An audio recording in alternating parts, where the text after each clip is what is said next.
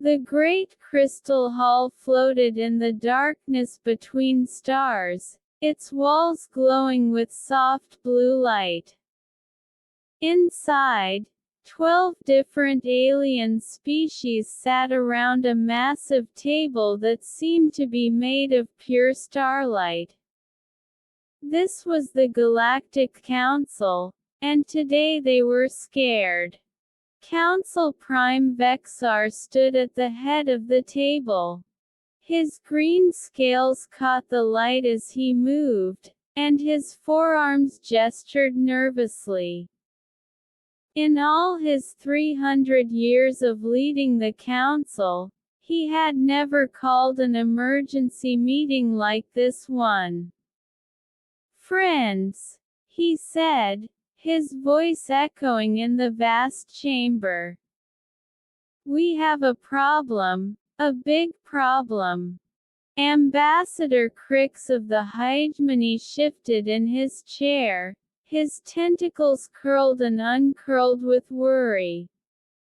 He had been the first to bring the news, and even now he could hardly believe it himself.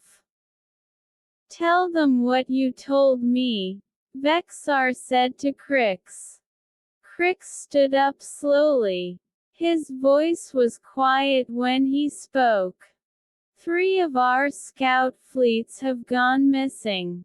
All 3 were sent to study a small planet in the outer rim.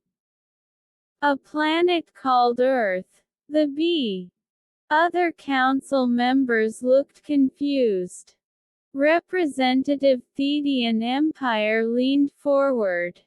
"Missing? You mean destroyed?" "No," Crix said. "Missing means we don't know what happened to them. We sent signals. We sent search teams. Nothing. It's like they just disappeared." Commander Yeath of the Ironclaw Federation laughed. It was not a pleasant sound. 3 fleets gone. What kind of weapons could a primitive planet have? Our ships have shields that can stop planet-killer bombs. "That's what we thought too," said a new voice. Everyone turned to look at Research Director Zen of the Collective Minds. Zen rarely spoke in council meetings. When he did, people listened. "We also sent ships to this Earth," Zen continued. "Bioships, living vessels that can't be detected by most technology. We sent 12 of them. Only 1 came back." The room went silent. Biohips were the most advanced vessels in the galaxy. They were alive, intelligent, and nearly impossible to catch or destroy. "What happened to the one that returned?" Bear asked. Zen's large black eyes seemed to dim. "The pilot was changed, traumatized. He kept saying the same thing over and over. They knew we were coming. They were ready." Admiral Korax of the Star Empire slammed his fist on the table. "This is impossible. We're talking about a species that hasn't even left their own solar system. Our scouts reported they still use chemical rockets." "Our scouts," said a quiet voice from the corner, "are also missing." Everyone looked at Speaker Nala of the Void Watchers. The Void Watchers were known for their stealth technology. Their ships could pass through the center of a star without being detected. "How many?" Bexar asked. "All of them," Nala replied. "Every ship we sent to observe this Earth. 27 vessels gone. The council chamber erupted in shocked voices. Representatives spoke in a dozen different languages, but the fear was the same in all of them. Order! Vexar shouted. Order! When the room was quiet again, he looked around the table. This is why I called this meeting. 7 different civilizations have lost ships near Earth. That's over 100 vessels and thousands of crew members. But that's not the worst part, Crix added. His tentacles were now wrapped tightly around his body. 2 days ago, we received a transmission from Earth. He pressed a button on his chair and a hologram appeared above the table. The image showed a small blue and green planet orbiting a yellow star. The transmission was sent on all frequencies we use for communication. It was sent in our languages, all of them. The hologram changed to show text in dozens of alien scripts. They all said the same thing. We know you're watching us. We want to talk. How do they know our languages? Whispered Representative Thal. They learned them, Zen said. From our crews. The room went cold. The idea that a primitive species could capture and interrogate advanced alien crews was terrifying. But the idea that they could learn entire languages from those interrogations was even worse. There's more, Crick said. The hologram changed again, showing what looked like a human structure. Our long-range sensors picked up this 2 weeks ago. It's a space station in Earth's orbit built with technology we don't recognize. Commander Yeath leaned forward. That's impossible. You said they use chemical rockets. They did, Crix replied. Last month. This station wasn't there last month. So they built a space station in weeks. Admiral Kororax asked. Using unknown technology. Not unknown, Zen said quietly. Look closer at the design. The hologram zoomed in on the station. The council members gasped. Parts of the station looked familiar. Very familiar. Those are our engine designs. Thal whispered. And those weapon ports. Those are Ironclaw military specifications. And that section there, added Speaker Naylor, uses Void Watcher stealth plating.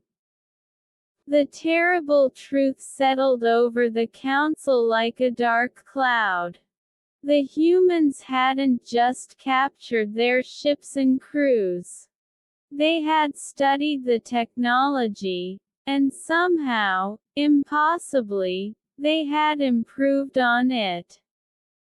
How long do we have? Bigzar asked. Until what? Crix replied. Until they come for us. The question hung in the air like a death sentence. These were the most advanced civilizations in the galaxy. They had conquered hundreds of worlds. Their technology was thousands of years ahead of anything a primitive species should possess. But something about these humans was different. They didn't follow the rules. They didn't behave like other primitive species. When faced with superior technology, most species either worshipped it or ran from it. The humans had stolen it. We need more information, Vexar said. Finally, I'm authorizing the release of all classified data about Earth. Every observation, every contact, every missing ship report. We need to understand what we're dealing with. And if they truly are a threat, Commander Youth asked. Bexar's forearms spread wide in a gesture of uncertainty. Then we'll do what we've always done. We'll adapt. We'll overcome. We'll survive. But as the council members left the Crystal Hall, each returning to their home worlds to prepare for the unknown, none of them felt confident about their chances. For the first time in galactic history, the hunters had become the hunted. And somewhere in a small solar system on the outer rim, the humans were waiting. The council chambers had been converted into a courtroom of sorts. 3 witnesses sat at the center of the great crystal hall. Each one a survivor of what the council was now calling the Earth incident. Their testimonies would help determine humanity's threat level. Scout Captain Thricidian Empire was the first to speak. His usually proud bearing was gone, replaced by nervous fidgeting. The Vidians were known throughout the galaxy for their advanced stealth technology, but something had shaken this experienced officer badly. We approached Earth using our best invisible ships, Thrick began, his voice steady but quiet. Our stealth technology has never failed before. We've observed thousands of primitive worlds without being detected. Council Prime Vexar leaned forward. What made this different? They saw us coming from 3 star systems away, Thrick replied. We picked up radio transmissions, military chatter. They called our ships bogies and tracked our approach with something called radar. Representative Thal looked confused. Radar. What is radar? It's a primitive detection method, Thrick. They bounce electromagnetic waves off objects to track them. It shouldn't work on our stealth ships. Our hulls are designed to absorb all forms of energy. But it did work, Bexar asked. Thrick nodded slowly. Not only did it work, but they seemed to know exactly what our ships could do. When we tried to go invisible, they switched to thermal tracking.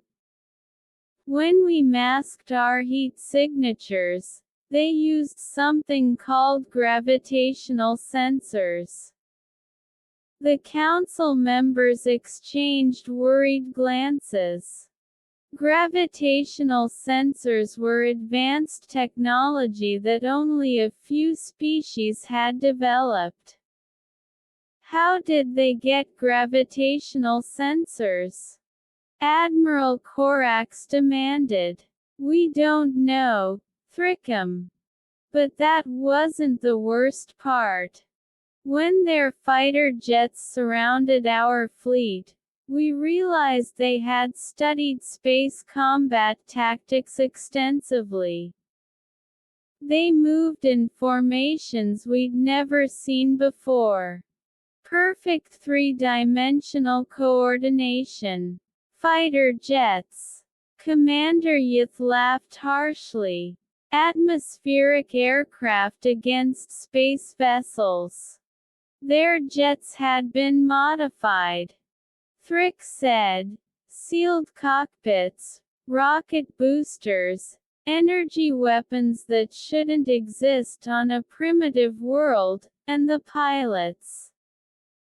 He paused, shuddering. The pilots flew like they were born in space. No fear, no hesitation. They treated our warships like training targets. The second witness was research probe operator Zen of the Collective Minds.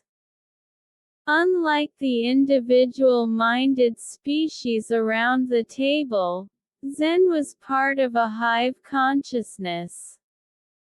His thoughts and experiences were shared with millions of others of his kind.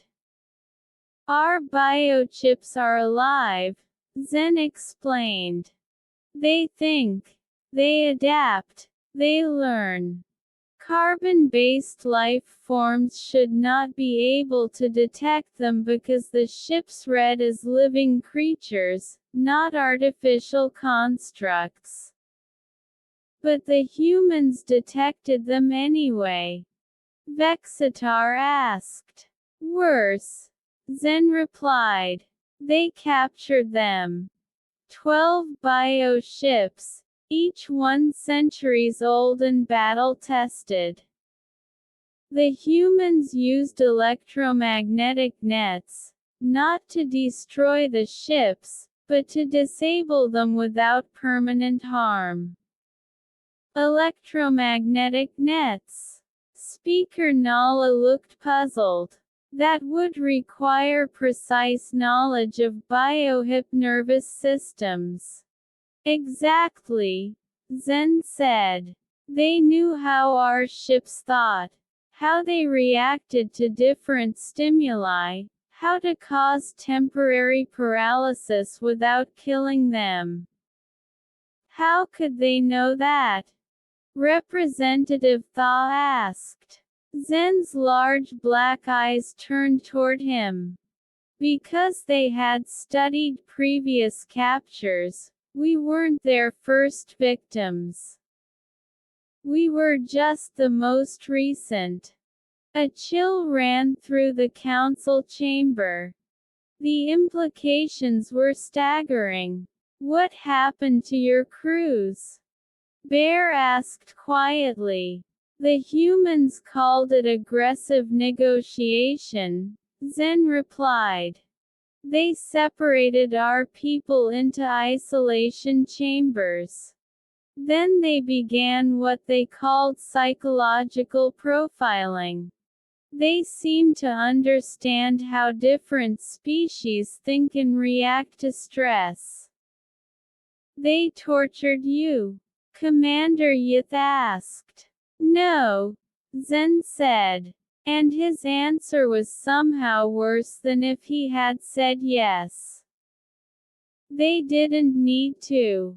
They simply talked to us, asked questions, showed us images.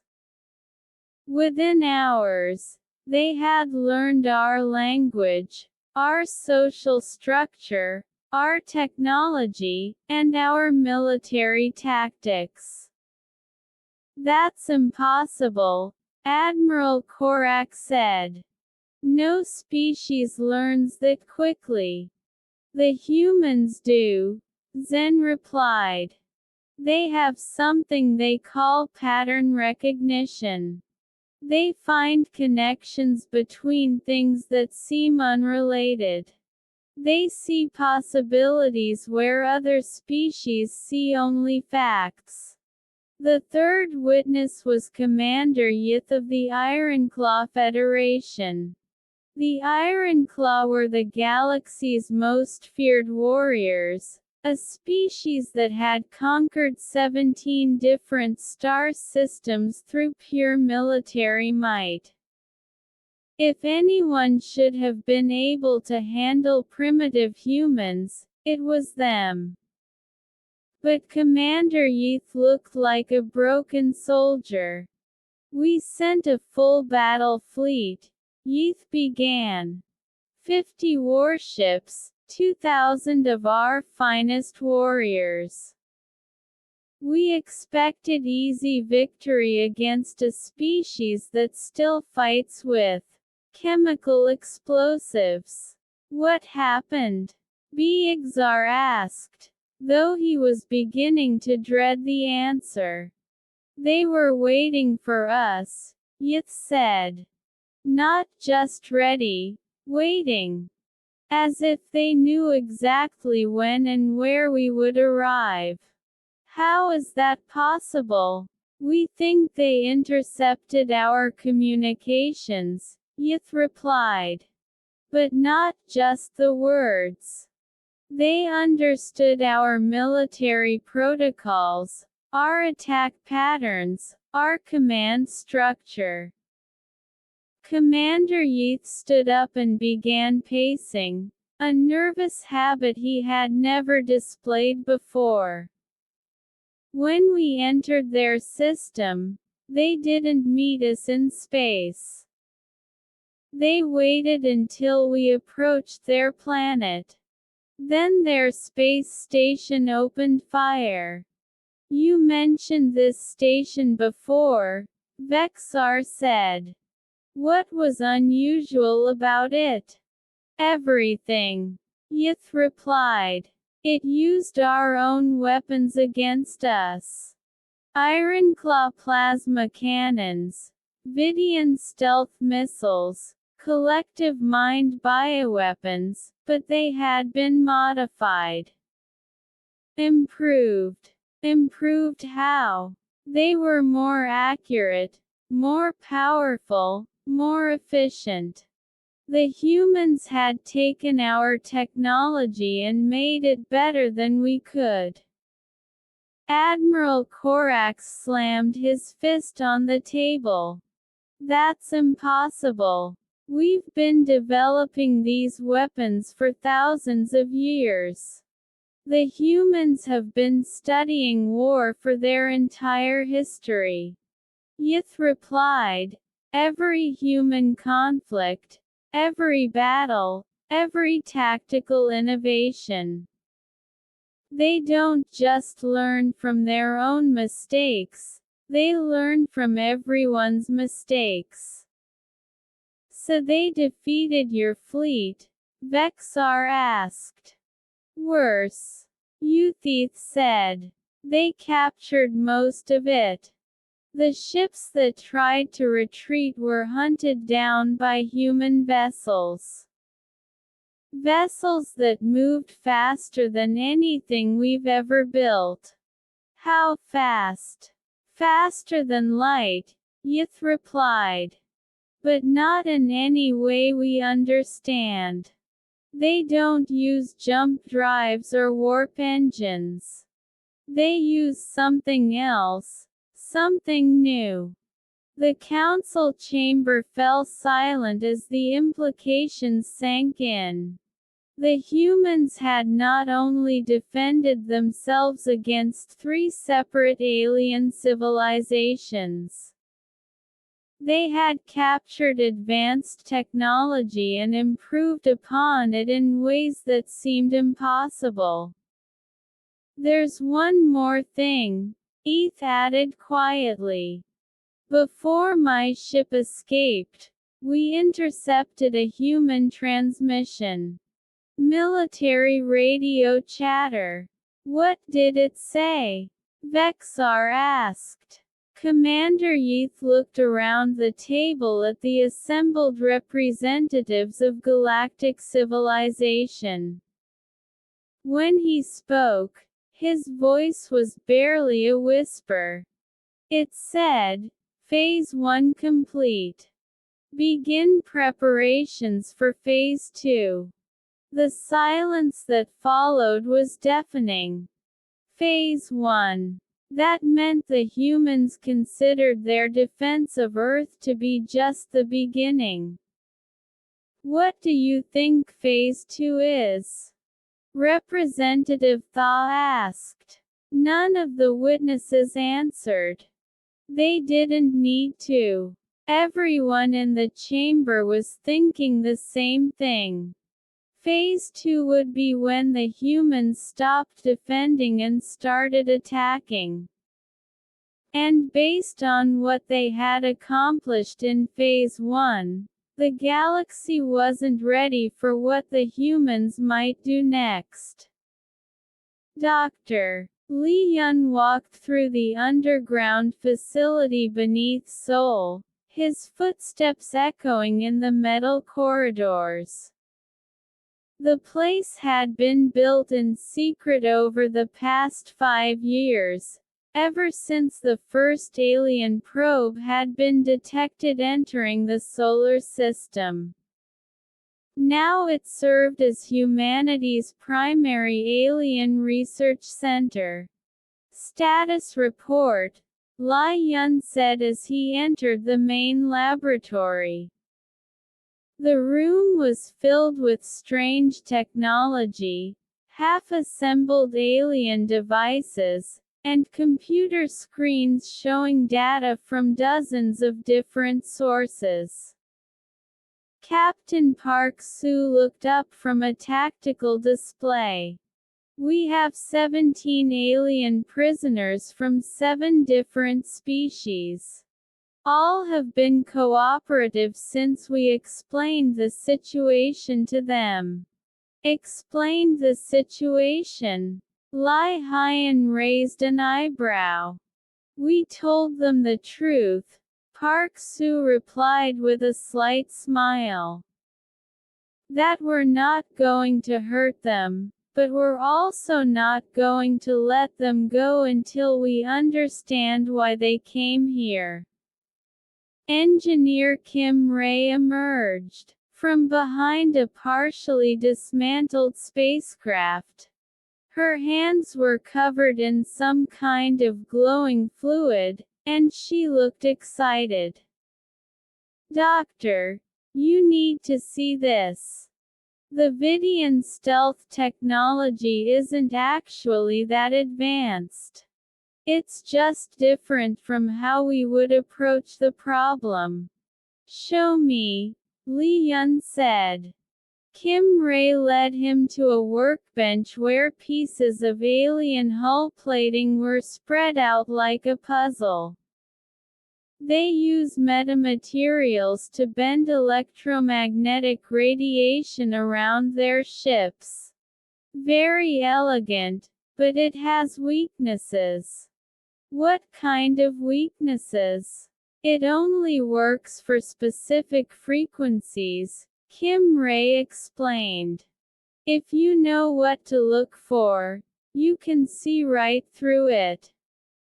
That's why our radar worked.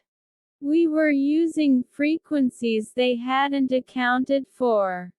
Li Hyan nodded. This was typical of what they had learned about alien technology. It was advanced, but it was also specialized. The aliens had developed solutions for specific problems, but they hadn't thought about creative alternatives. What about the Iron Claw weapons? He asked. Powerful but crude, Kim Ray replied. They rely on brute force rather than efficiency. We've already improved their plasma cannons by 30% just by optimizing the magnetic field generators and the bioships. Those are more interesting, Kim Ray admitted. The collective minds actually grew their ships rather than building them, but the neural networks are simple compared to human brain structure. We've been able to interface with them using modified computer systems. Li walked over to another section of the lab where Drive Yun Jin was working with a team of physicists.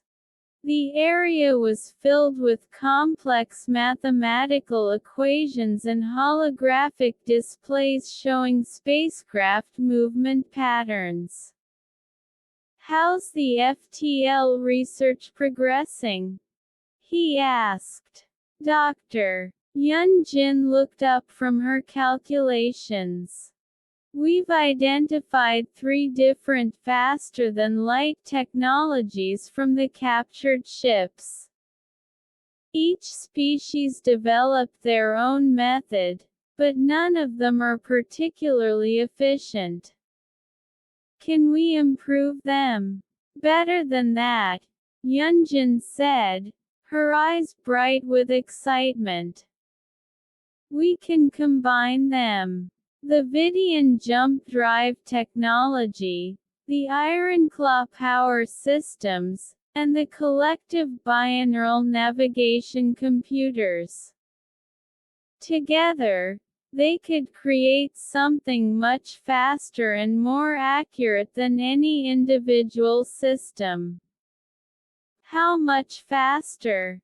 "Maybe 10 times faster than the best alien ship we've captured."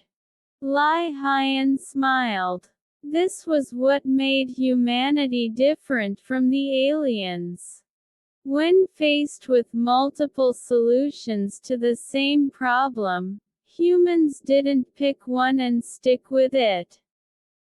They found ways to use all of them together. General Choi Bin entered the laboratory, followed by several military officers. The general was a stern woman who had been planning Earth's defense for the past decade.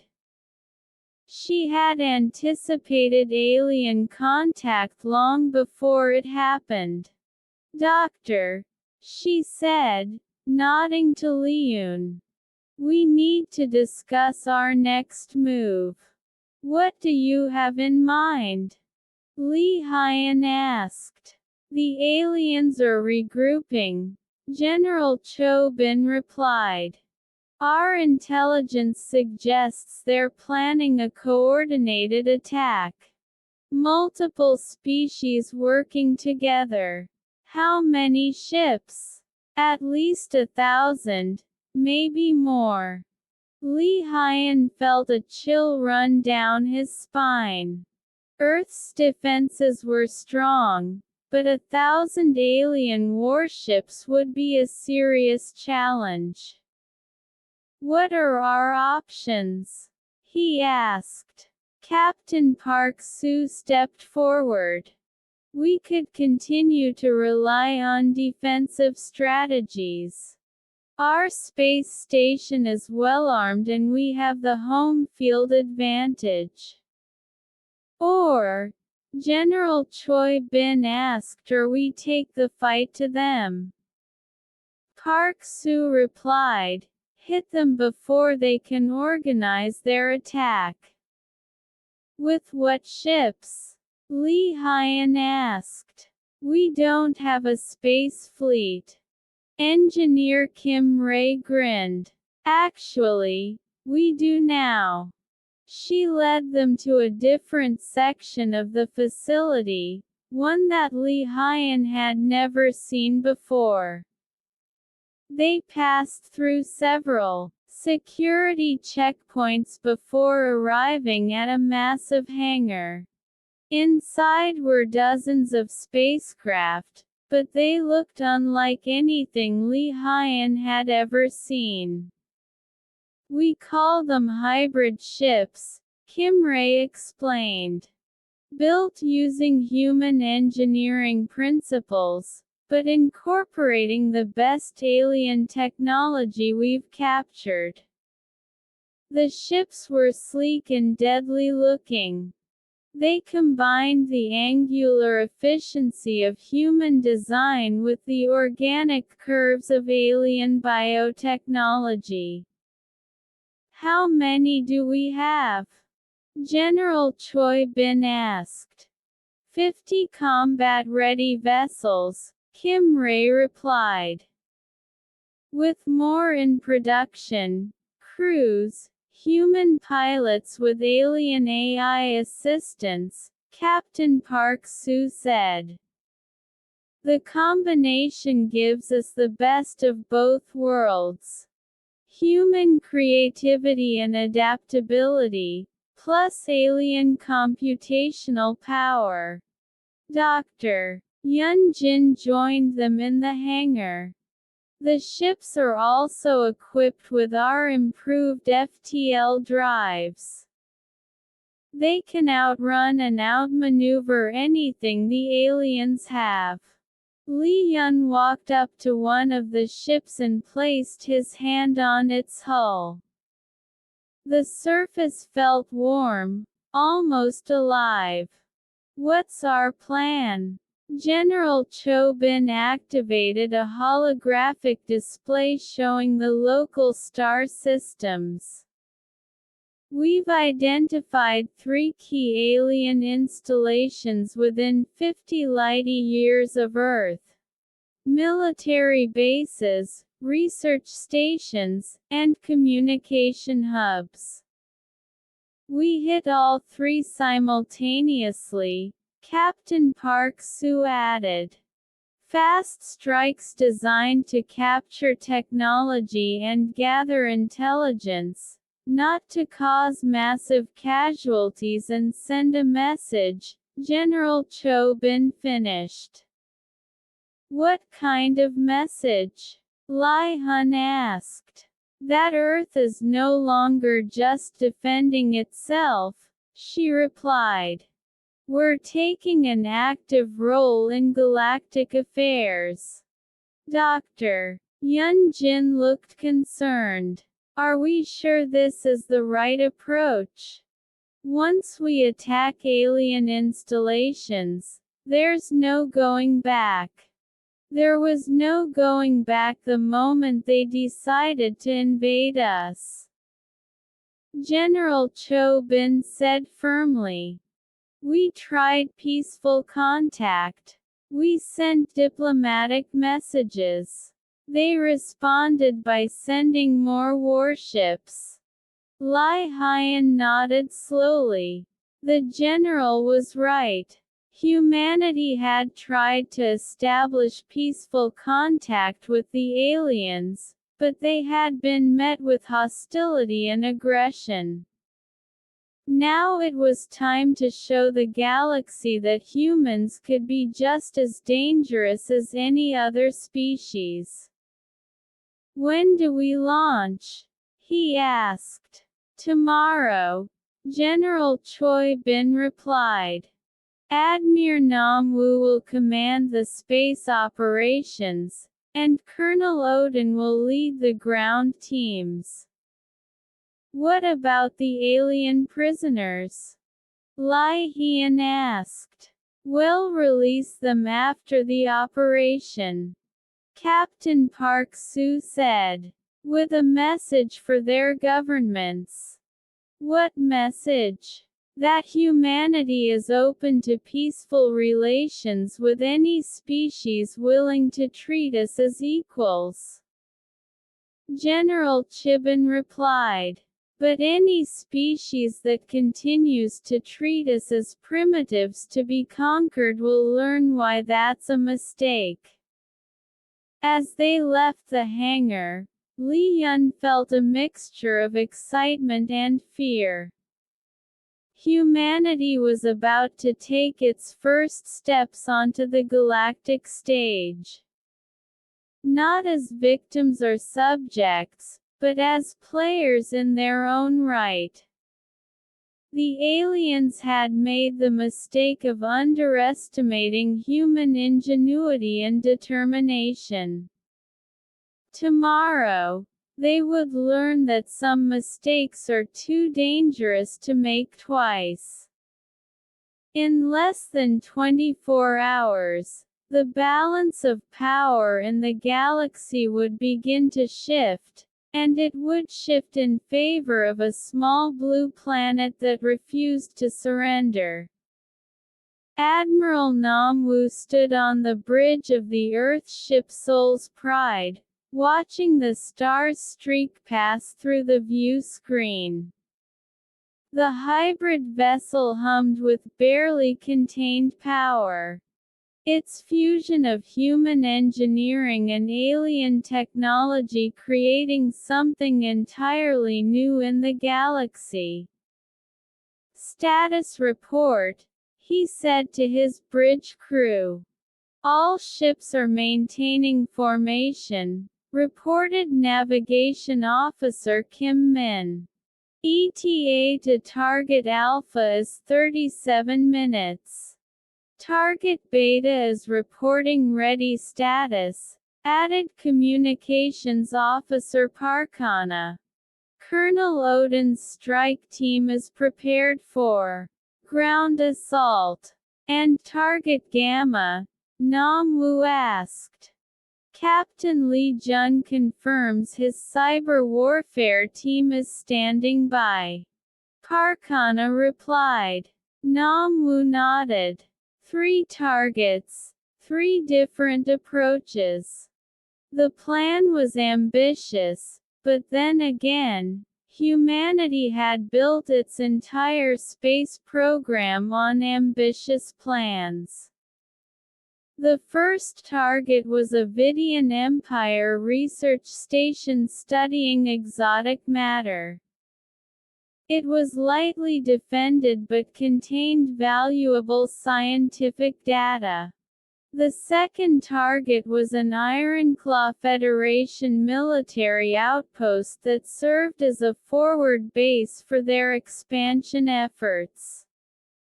The third target was a collective minds hive node that coordinated communications across 17 star systems.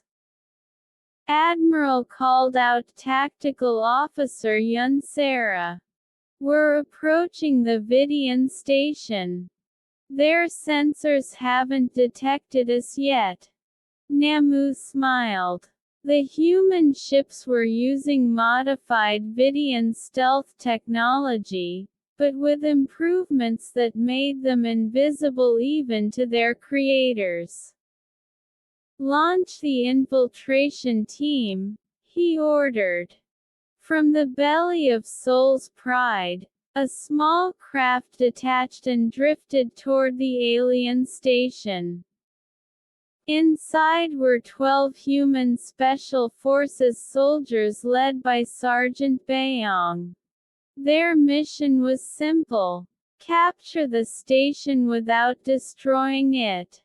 The infiltration craft used a combination of technologies that no single alien species possessed. Vidian stealth fields to avoid detection, Ironclaw shield penetrators to pass through defensive barriers, and collective binaural interfaces to communicate with the station's computer systems. "We're inside their defensive perimeter," reported Sergeant Bayong over the comm, beginning docking procedures on the research station. The Vidian scientists continued their work, unaware that they were about to become part of human history. The station's AI detected nothing unusual as the human craft attached itself to a maintenance airlock. "Airlock sealed," Bayong reported, moving to disable security systems. The humans had studied Vidian psychology extensively. They knew that Vidians relied heavily on automated systems and rarely expected direct physical infiltration. The aliens preferred to fight at long range using advanced technology rather than face-to-face combat. "Security grid is down," reported Corporal Shinyu from inside the station. Proceeding to the control center, The Vidian scientists didn't realize they were under attack until human soldiers appeared in their laboratories. The aliens froze in shock, their large eyes wide with disbelief. "Please remain calm," Sergeant Bayong said in perfect Vidian. "We are not here to harm you. We need to speak with your station commander." At Target Beta, the situation was very different. The Ironclaw military outpost was designed for war with heavy defensive systems and experienced warriors. Colonel Dan knew that subtlety would not work here.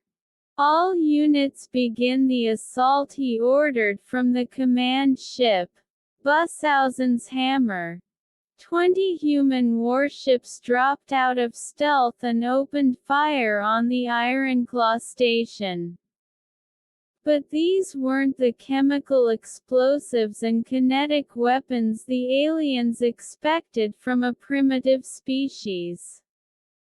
These were hybrid weapons that combined human innovation with alien technology. The Ironclaw defenders scrambled to respond, but they found themselves facing tactics they had never encountered before. Human ships moved in three-dimensional formations that confused their targeting systems. Instead of the predictable attack patterns most species used, the humans seemed to be improvising constantly.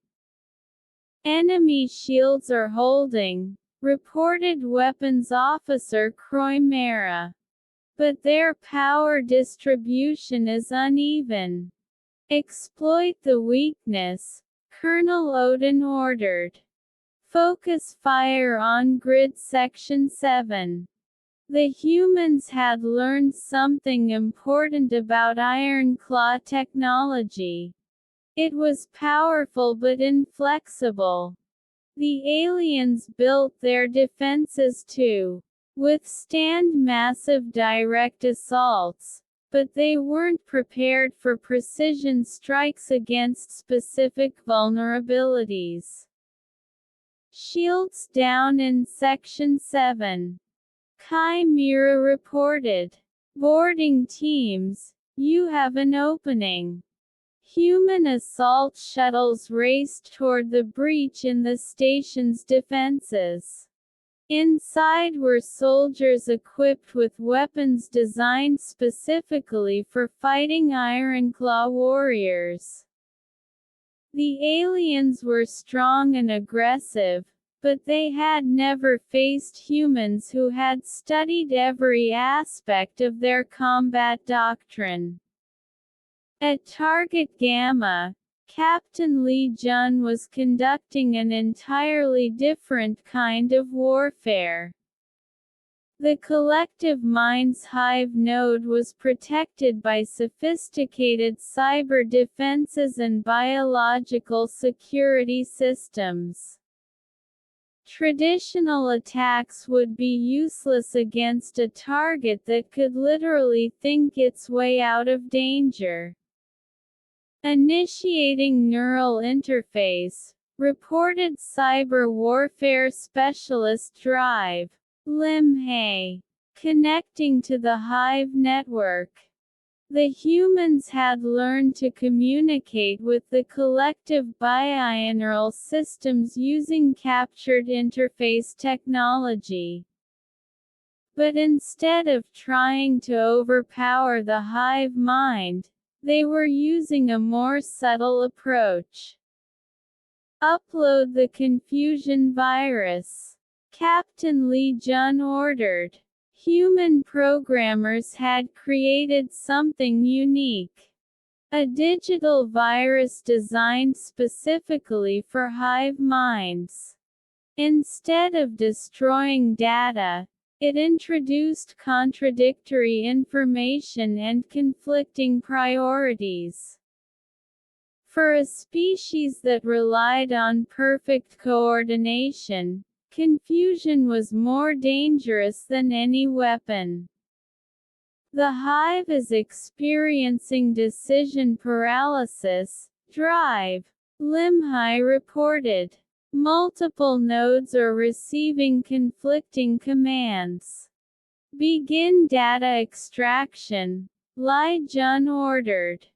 While the collective struggled to resolve the contradictions in their network, human cyber warfare teams copied every piece of information they could access.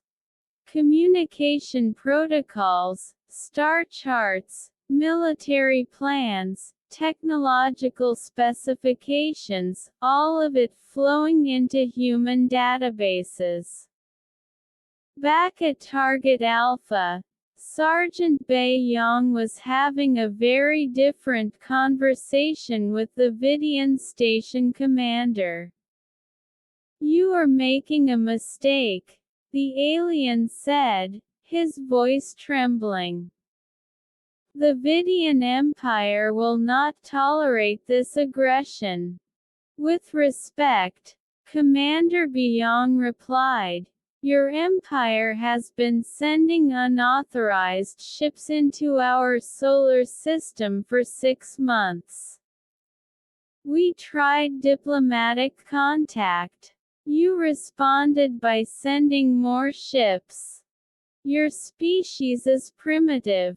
The Vidian protested. "You have no right to challenge advanced civilizations." "That's where you're wrong," Bayong said calmly. "We have every right to defend ourselves and we have the ability to do it." To prove his point, B activated a holographic display showing the other 2 human operations. The Vidian commander watched in horror as Ironclaw warriors, the galaxy's most feared fighters, were systematically defeated by human soldiers. The collective hive node, supposedly unhackable, was being turned inside out by human cyber attacks. "This is impossible," the commander whispered. "No," Bayong replied. "This is what happens when you underestimate a species that has been preparing for galactic contact for decades." At Target Beta, the Ironclaw resistance was finally crumbling.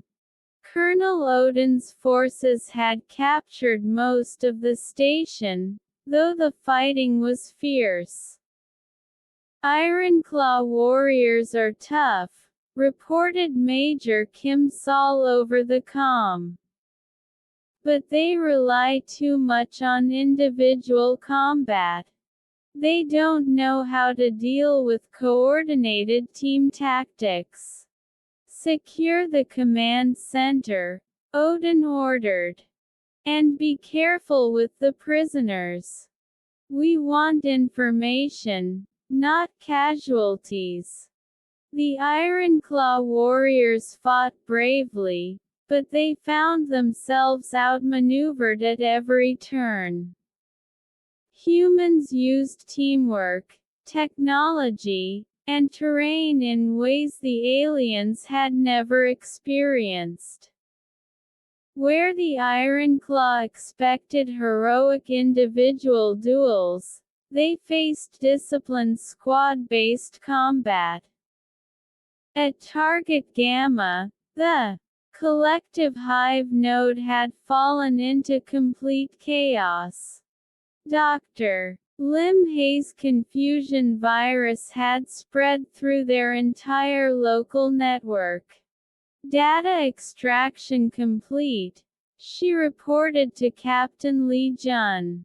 "We have everything: communication codes, strategic plans, and technological databases.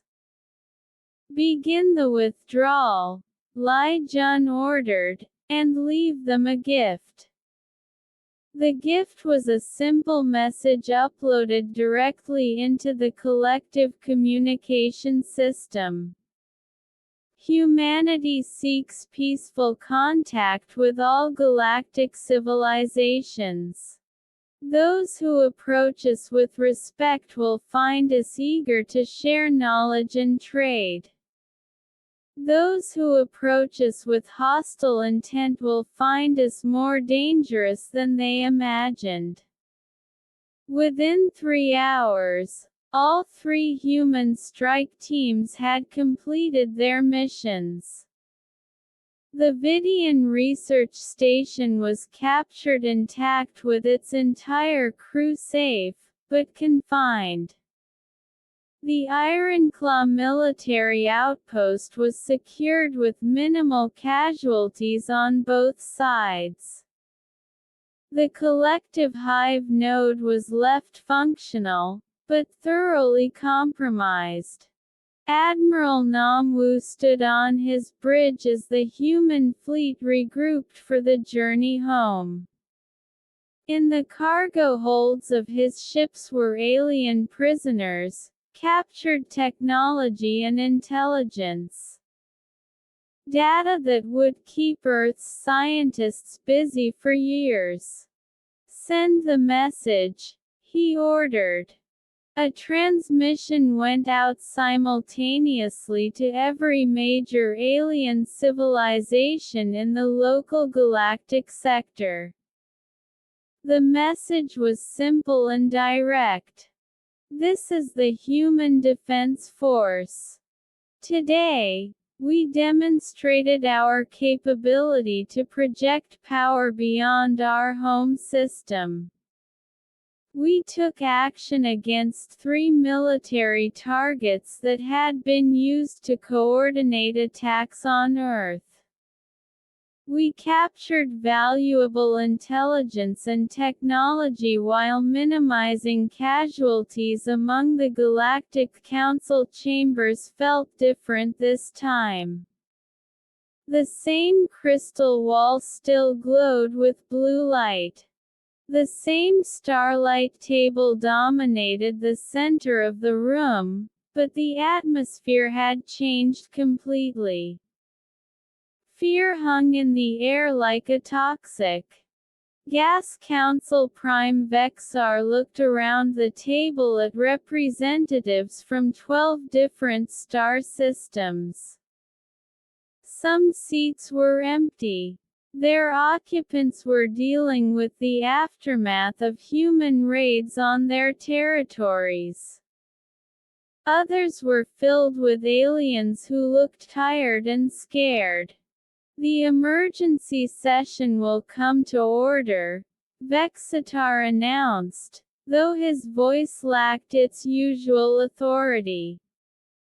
In the center of the chamber stood a human. Captain Lai Jun of the Earth Diplomatic Corps looked calm and confident despite being surrounded by representatives from civilizations that could destroy planets. His simple blue uniform was a stark contrast to the elaborate ceremonial dress of the alien delegates. Beside him stood Security Chief Beiwan, a stern-faced woman whose hand rested casually on a weapon that no one in the chamber recognized. And his other side was Science Advisor Drive Lim Hai, carrying a data pad that reportedly contained enough intelligence to revolutionize galactic technology. "Captain Li Jun," Vexar said formally, "you requested this meeting. The Council recognizes you as the first official representative of the species known as humanity." Lai Jun stepped forward slightly. "Thank you, Council Prime. I appreciate the opportunity to address this assembly. You appreciate it. Ambassador Crix's tentacles writhed with anger. Your species attacked 3 of our installations. You have violated every law of galactic civilization. With respect, Ambassador, Lai Jun replied calmly. What laws? Earth was